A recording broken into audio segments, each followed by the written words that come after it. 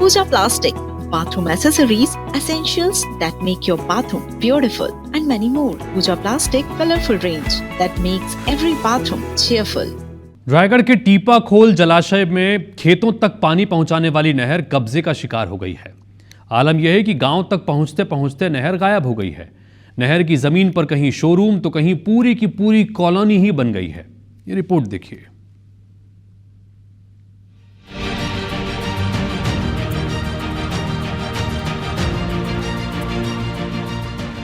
साल 1975 में टीपाखोल डैम से आसपास के 7 गांवों की 900 हेक्टेयर कृषि भूमि को सिंचित करने के लिए नहर निर्माण की योजना बनाई गई थी। योजना के तहत डैम से लगभग 15 किलोमीटर लंबी नहर का निर्माण किया गया था।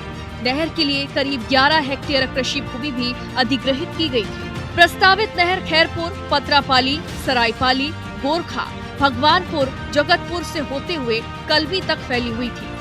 लेकिन रायगढ़ के लाखा में केलो बांध बनने के बाद इस नहर की उपयोगिता कम हो गई। सिंचाई विभाग ने नहर का मेंटेनेंस बंद कर दिया। नहर में पानी का बहाव नहीं होने और मेंटेनेंस के अभाव में नहर सूखती गई, जिसका फायदा भूमाफियाओं और कब्जेधारियों ने उठाना शुरू कर दिया।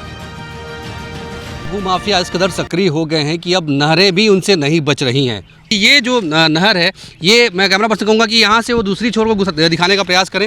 ये देखिए लंबा जो आपको ये ट्रैक दिख रहा होगा ना, ये पूरा नहर जो है आगे गांव तक जाता था। कुछ दूर जाने के बाद ये विलुप्त हो गया है। कहाँ गया किसी को नहीं मालूम। कितना पुराना नहर है, कब ये इसका निर्माण हुआ था? ये तो 60-70 साल से ऊपर हो गया। हमारे दादाजी लोग इनको बनवाए थे चंदा करके, गाँव वाले सरकार से हम लोग का पूरा गांव का जमीन गया है। आए 15 साल से ऊपर हो गए, इसमें पानी ही नहीं आ रहा है और कब्जा कर दिया आगे से, तो बंद हो गया है। तो ये जाहिर तौर पर इस नहर का निर्माण भी सिर्फ इसलिए किया गया था ताकि जो आसपास के जो इलाके हैं वहाँ पे पानी की व्यवस्था की जा सके। लेकिन 10-15 सालों से ये नहर सूख गई और उसके बाद फिर इस तरह से लगातार कब्जे हो गए। टीपाखोल डैम से वर्तमान में सिर्फ 2 गाँव में ही पानी पहुँच रहा है। इलाके के लोग बताते हैं कि गाँव का जलस्तर लगातार गिर रहा है और तालाब सूख रहे हैं। ऐसे में नहर की बेहद जरूरत है।